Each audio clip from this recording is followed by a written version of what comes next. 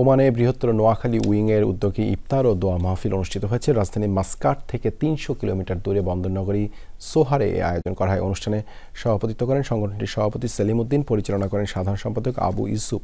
এই আয়োজনের প্রধান অতিথি হিসেবে বক্তব্য রাখেন বাংলাদেশ সোশ্যাল ক্লাব ওমানের সহসভাপতি আজিমুল হক বাবুল।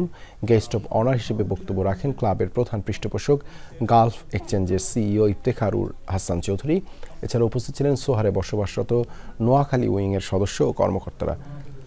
প্রথমবারের মতো বন্দরনগরীর মনোরম পরিবেশে এমন আয়োজনে খুশি প্রবাসীরা। এই উইংসটা দেওয়ার মুখ্য উদ্দেশ্য ছিল সারা বাংলাদেশকে আমরা উইংসের মাধ্যমে কমিউনিকেট করে আমরা আমাদের শাখা প্রশাখা ওমানের সর্বত্র আমরা ছড়িয়ে দেওয়া।